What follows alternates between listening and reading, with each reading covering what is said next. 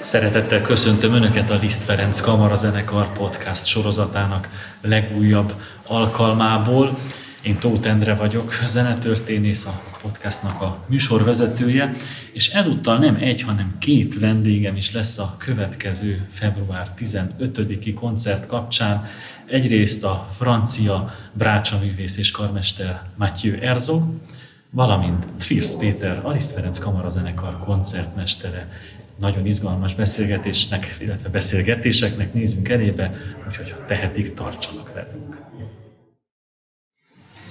I warmly welcome you and thank you for accepting our invitation to this talk during such an intense rehearsal period. You are a very versatile musician. As a violist, you were a founding member of Ébène. Later, when you left them as a conductor, you founded your own orchestra, Appassionato, which, let me quote your website, radiates chamber playing in every one of its performances. Well, the conductor is the boss in the orchestra or of an orchestra, and the chamber orchestras usually don't need a conductor. So in this case, what does the chamber playing mean? Is the democratic thinking or democratic attitude important in chamber music? What do you think, especially in chamber orchestras? That's a very interesting question.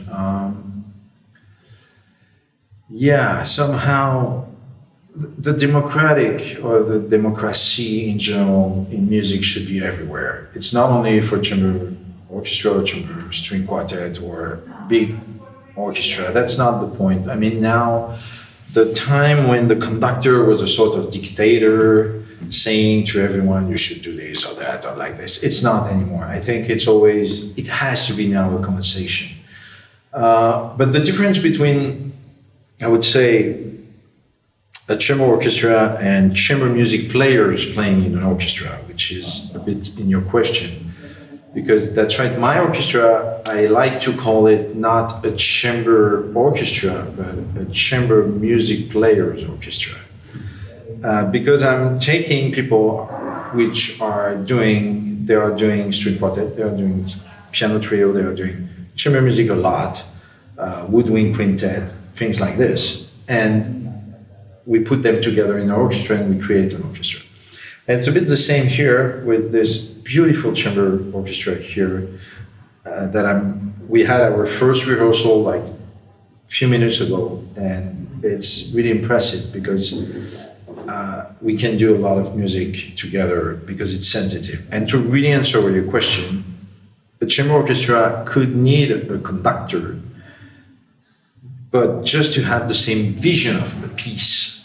There is a difference between playing together and making music and emotion together. And that's where you could need a conductor. So they could play without me, for sure. They could play. But can they really play in the same exact intensity or emotion? Maybe not. Because it takes a lot of time and you need someone to take some decisions sometimes and say, okay, here we should do this and here we should do that. And here the psychology of the piece is like this. So that's why it's a beautiful work even with a chamber orchestra. So I need them and they need me.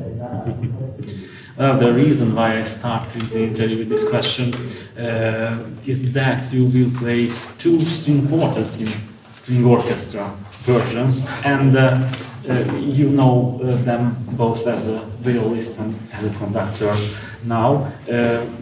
What are the benefits and what are the difficulties of such arrangements? Again, very good question. The benefit is that you can use the volume of the people, to create different emotion in the piece. So when you're in the string quartet, you have what is fantastic is that you can move and you can play with the timing or with everything at the same time. The difference most of the time between a string quartet and an orchestra is the fact that as a string quartet you spend so much time together, you're always together.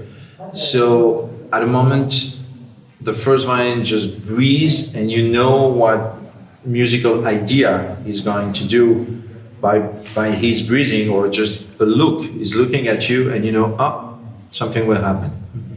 That's the fantastic thing. But what is good in a chamber orchestra is that you can amplify this, but it's more difficult. It's much more difficult to do it because more people you have, more difficult it is to do chamber music playing. That's why I really think that the best orchestra in the world could be like 40 string quartet together. That would be probably the best orchestra you can have. Yeah, great. As I mentioned, you have an intensive rehearsal period during these days, so please tell us some words about other pieces in the program, mainly about Mario Pilati, because his name is quite unknown. That's right. For the Hungarian public, I think, but of course about the Shostakovich concerto as well. Shostakovich concerto, it's a kind of famous one from Shostakovich, and it's very fine music, very happy music, full of energy and everything. Pilati, I have to say, yeah, it's also the first time for me. I didn't know the piece before. It was a choice from the artistic director, Istvan Vardai, and when he called me, he told me, I would love this Pilati, which is a suite, a sort of little dances for piano and string orchestra. We didn't start to practice on it because it's in 2 sessions. Now we start to practice now, and we see each other in 10 days to finish the work. I like it because Janáček and Beethoven are very dark music in this program. Both pieces are very dark. And Shostakovich and Pilati are really lighter. So there's a good balance between the light of those music and the other one. So I think it's going to be a great, balance between the two pieces. Yeah, exactly, contrast in the two way. This is the first time you work together with the Francis Chamber Orchestra. Could you share some experiences about working together? Yeah, it's really impressive, I have to say. I mean, when you have your own orchestra, it's like a baby. You love it more than any other. And so, of course, I love my orchestra more than any orchestra in the world, but for sure this one is number 2. Because they are really special. It's difficult to explain, but most of the time, any orchestra, small, big, everything, you have people who, not most of them, but like 20 or 25% of the people don't play maximum. They play because they have to play. And sometimes they are really bored and they don't want. And your job as a conductor is trying to, come on, play with me, come on, play more, and use this and do more music. And with them, no needs. They have everything, the energy. They want to play better. They want to. It's such a pleasure, really. I mean, of course, no one will ever tell, "Oh, I hate them," even if they do. But here, I'm really in love with this orchestra, and I was thinking during the rehearsal, I hope one day I will put Appassionato and this chamber and this Liszt chamber orchestra together, and I hope we can do something, because there is something really similar in the energy and very, very high level. It's very good to hear this. Yeah, I'm very, very happy. We are happy too. In your biography on the website, you mentioned 2 Hungarian musicians who shaped your musical soul. To quote exactly. One of them is Gábor Takácsnagy and the other is György Kurtág. Can you tell us about how these artists influence your musical development? Yeah, they are probably the 2 most important person in my student life. Gabor, because I met him after a string quartet competition. He was in the jury. And he's one of the most sensitive person I ever met. And we worked with him a lot when I was in the Ébène quartet, but especially he's now a friend. We live not far from each other. We have lunch, we talk on the phone. Every time I have sometimes specific question about music or anything, I call him. Actually, when they called me to conduct this orchestra, I called him and I said, what it is. And he told me it's fantastic. You're gonna love them, and he was right. And he taught me, you know, I would say you can have two types of great musician. Most of the time, intellectual or kind of emotional, sensitive or brainy people. Gabor is just about the emotion, just about sensation and everything. But what is fantastic with him is the fact that even if he's not an intellectual person, he's never wrong. The emotion is always right. And I think this is something really Hungarian. I think Hungarian people in the classical music are probably the closest to perfection. Because you have the gypsy side, I would say, which is kind of improvisation, emotion, and anything like traditional music.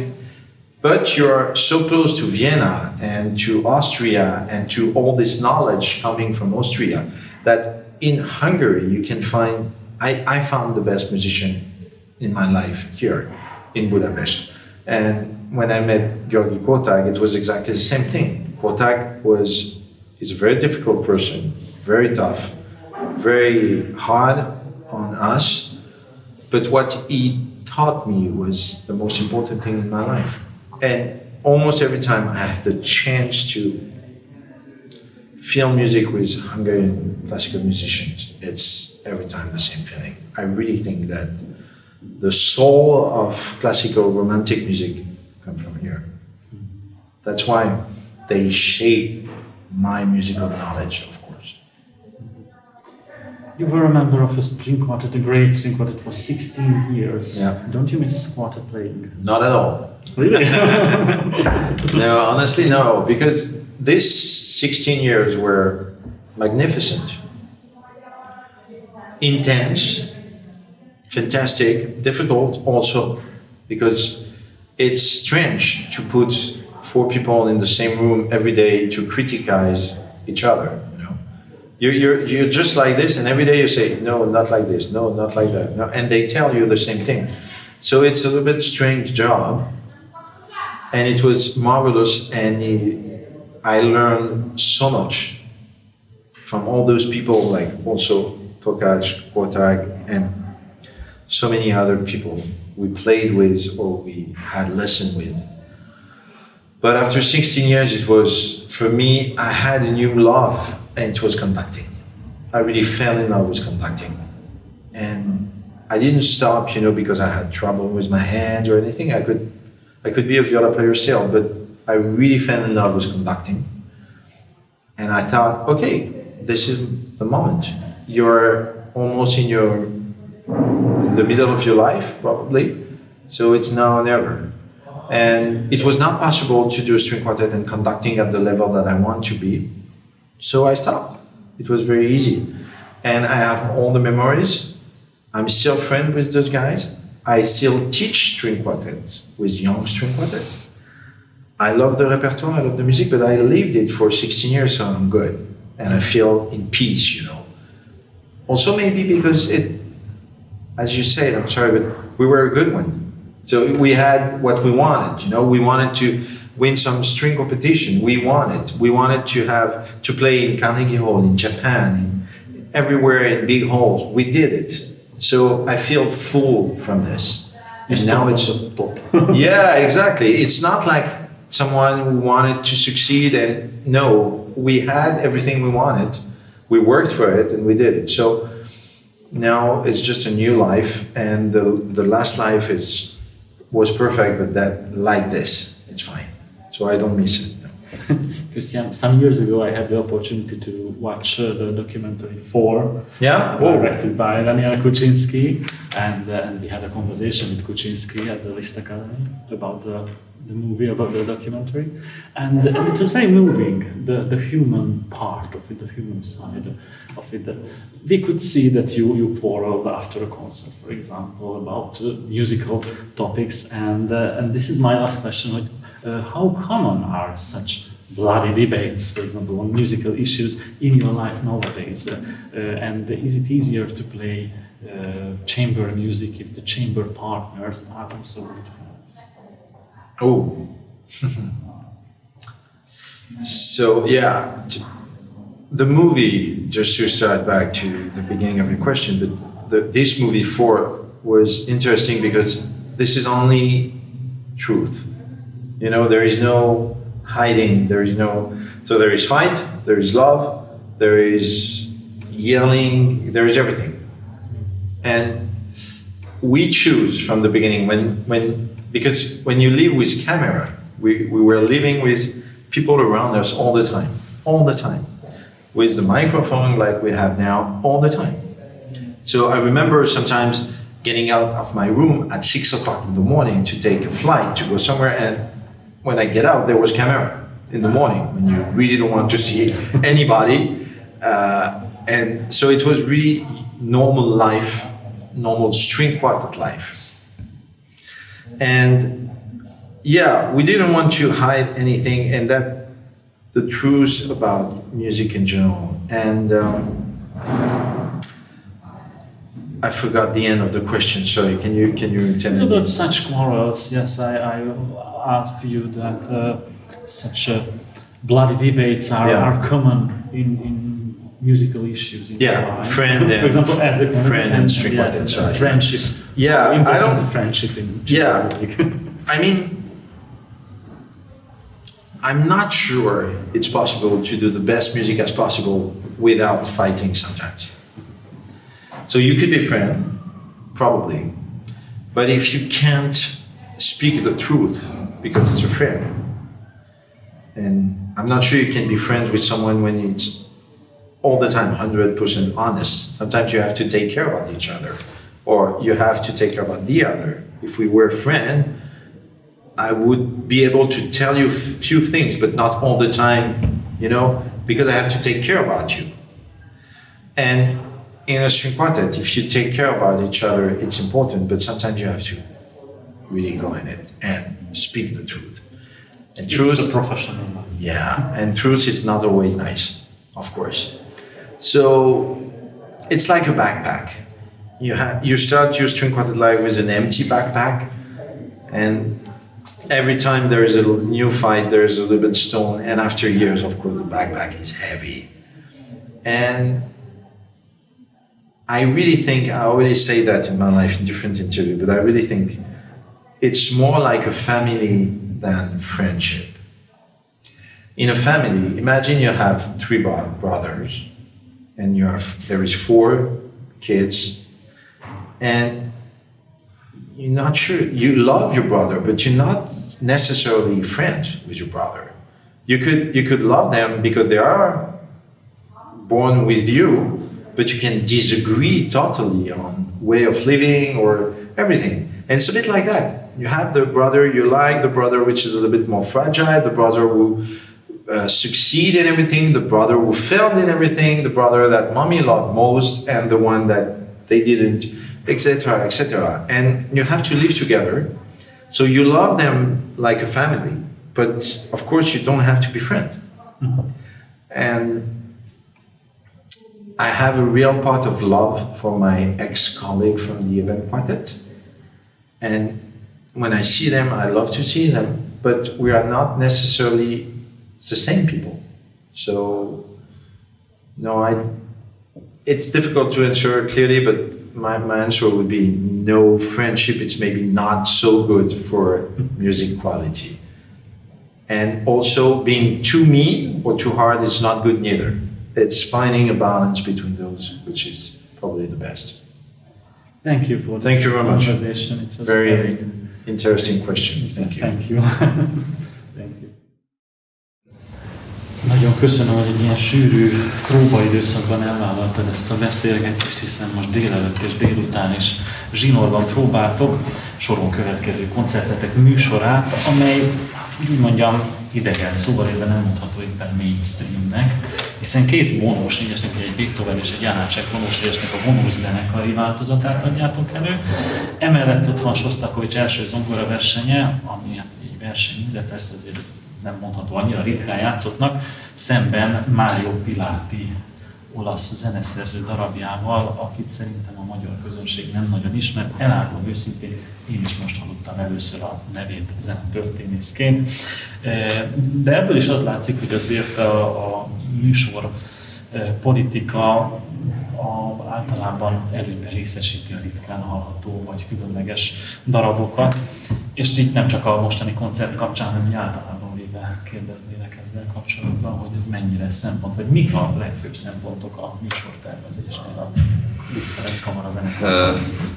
Megpróbáljuk a hagyományokat őrizni, tehát azokat az emblematikus darabokat, amiket hogy is mondjam, a régi csapat nagyon-nagyon sokat játszott, azok közül egy párat repertoárban tartani, átiratokra helyezzük a hangsúlyt, és hát olyan különlegességekre, mint például ez a Piláti darab, mondjuk ennek azt hiszem inkább az a rövid története, hogy a koncert szólistája Gottlieb Alisorkivel már 2010-ben játszottunk, Bécsben csináltunk egy lemezt is, és volt egy olaszországi koncert, és ez tulajdonképpen az ő választása. Tehát ismerve az ő, hogy mondjam, művészetét, elképzeléseit, ő ilyesmi darabokat nagyon sokszor részesít előnyben, és ez az ötlet valójában tőle származik. Tehát ez az ő kívánsága volt, az ő kérése volt, hogy ezt ő szeretné a Sostakovics mellett ezt a Piláti darabot eljátszani. Tőled is megkérdezem, bár Mathieu Herzoggtól is megkérdeztem már, hogy a kamarazenekar esetében mennyire beszélhetünk demokratikus működési elvekről. Most azért is jutott az eszembe, még annak idején Kocsis Zoltánnal készítettem egy interjút, aki azt mondta a kamarazenéléssel kapcsolatban, hogy neki az első dolog, ami eszébe a demokratikus gondolkodás, a demokratikus attitűd egyfajta alapfeltétel. De hát mégis egy kamarazenéről van szó, de közben egy olyan kamarazenekarról van egy koncertmestere, illetve most még karmestert is hívtok, és nem csak most, hanem máskor is, úgyhogy mik a gondolatok ezzel kapcsolatban? Hát szerintem vagyunk elég kevesen ahhoz, ha a demokráciáról beszélünk, hogy ez működhet. Persze ehhez kell egy vezérfonal, egy koncepció, egy erős út, amit a vendég esetében természetesen, koncertmester esetében a koncertmester képvisel, vagy karmester esetében karmester képvisel, de működik. Tehát mi és a régi csapat is, és most is úgy próbálunk, hogy én nagyon fogékony vagyok az ötletekre, mások gondolataira. A nehézsége az hogy ezt valahogyan meg kell szűrni, és határt is kell szabni neki. Ha magunk vagyunk, ez egy picit nehezebb. Ha jön egy vendég, akkor a zenekar előveszi egy kicsit a jobban neveltebb oldalát. Úgyhogy én ennek különben nagyon-nagyon örülök, mert van egy olyan koncentráció, van egy olyan figyelem, összpontosítás, ami aztán kihat arra a munkára is, amikor magunk vagyunk. De már egy ilyen pillanatra előre készült, gondolom, a műsorból, vagy mennyire van erre idő, hogy most is elővettétek-e már korábban? Persze, természetesen. Hát azért meg kell ismerni, most ez a Janacek esetében ez nagyon éles, mert tényleg egy rendkívül nehéz darabról van szó. A nehézséget az adja, hogy valahol olvastam, hogy ezt akkori kritikusok úgy írták, hogy ez egy opera szalag nélkül, és ez nagyon találó. Tulajdonképpen egy Vonósnégyesbe bújtatott operáról van szó, ami nekünk nagyon nehéz két dolog miatt. Egyrészt, mert Vonósnégyes és kamarazenekar ritkán játszik operát. Rengeteg változás van, rövid időn belül nagyon sok tempójelzés, változás, rubátó, ha úgy tetszik, akkor úgy mondom, hogy ilyen recitativo gesztusok, rengeteg gesztus, nagyon szenvedélyes, érzelmes zenéről van szó. És hát a másik pedig, hogy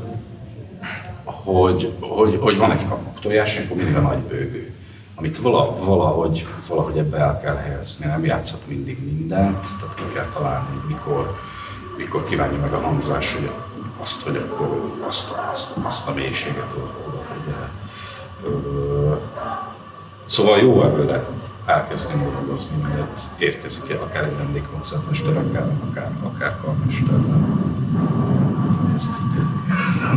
És aztán mennyire vannak érdekes dolgok, hogy ti elképzeltetek valamit, és van a karmester, valami gyökeresen más mondja, és mire volt már példa? Hogyne, nagyon sokszor.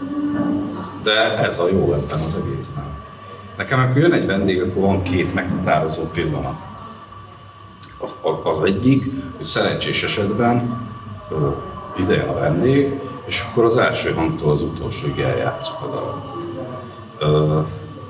És tulajdonképpen ez alatt az idő alatt még nem mondott semmit, még nem dolgoztunk semmivel, nem foglalkoztunk részletekkel, stb.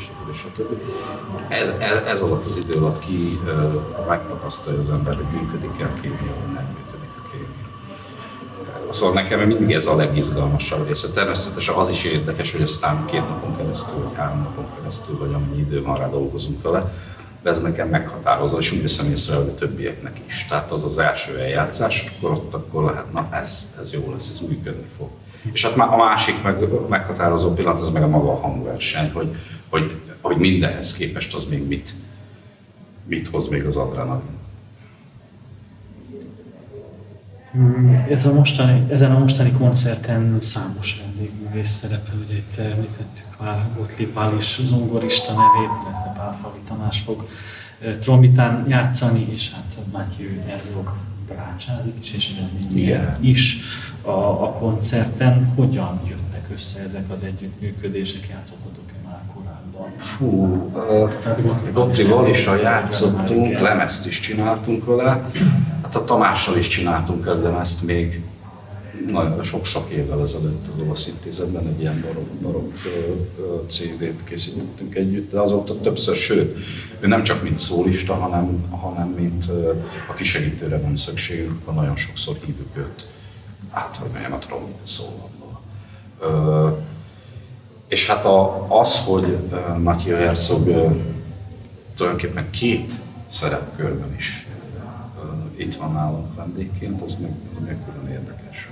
Karmester és Ébène Vonósnégyes esetében ő beül vezetni a brácsaművésszel, ami egy érdekes dolog. Én azt hiszem, ilyenben még nem volt rész.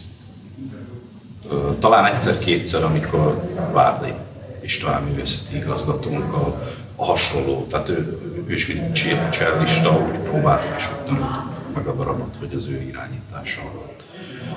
De ez nagyon érdekes. Tehát ez nem ugyanaz, ez egy utat nekem, és sokkal érdekesebb, mint... Tehát a koncertmester az evidencia, ő van a hangszerek hierarchiája lévén, ő van a tetején, és akkor az úgy egyértelmű, hogy akkor onnan jön az éle az egésznek.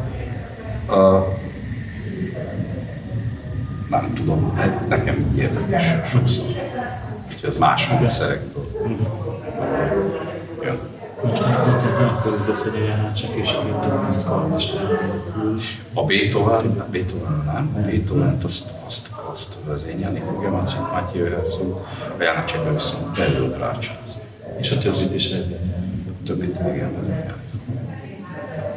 Izgalmas felállások ezek abszolút. Annak idején, amikor Róla János vezette a kamarazenekart, ő egy személyben volt koncertmester és művészeti vezető. Most már ez ketté vált, hogy koncertmester és Várda István a művészeti vezető. Hogyan dolgoztok együtt a művészeti vezetővel, hogyan alakítjátok ki a koncertek koncepcióját? Hát mindent megbeszélünk, tehát az összes ötlet, az összes olyan, hál' Istennek, Várda Istvánnak olyan bőséges a kapcsolatrendszer, olyan kapcsolatokat tett szert az évek alatt, amit a zenekarral is tudunk használni. Tehát sokszor szempont ez is, hogy esetleg eszébe jött egy szólista, vagy egy karmester, vagy egy bármilyen művész, aki egy kis új vonalat, frissességet tud hozni a koncepcióba, akkor azt meghívjuk. És, tehát ez abszolút közös, tehát mindenről tudunk, egymás gondolatairól, egymás ötleteiről. Jól működik. Ilyen pingpongozáshoz lehet akkor hasonlítani, Igen. úgymond. Igen. Mindenki vethet fel ötletet, és aztán megbeszélitek. Végezetül még a jövőbeli tervekről szeretnélek kérdezni, hiszen a mai járvány sújtotta időkben, világban nem annyira könnyű előre tervezni, de hát valamennyire mégiscsak muszáj. És ha már a tervek, akkor arra is kíváncsi lennék, hogy kellett-e bármiféle tanulságot levonni itt a koronavírusos időszak kapcsán? Nem tudom még a tanulságot levonni. Tehát érzem, hogy valami történt, most elsősorban a piacra gondolok, de hogy mi történt, azt még nem tudom. Szerintem most jönnek azok a hónapok vagy évek, amikor mindenki számára világossá válik az, hogy ez akár pozitív, akár negatív irányban mit okozott. És a tervekről még azért mégiscsak akár műsorszinten. Ha csak minden jól megy, akkor most hosszú idő után, mert azt hiszem, jól számolok, akkor 2 évvel ezelőtt voltunk utoljára külföldön, most májusban el tudunk menni Moszkvába, és ha minden igaz, Szentpétervára is.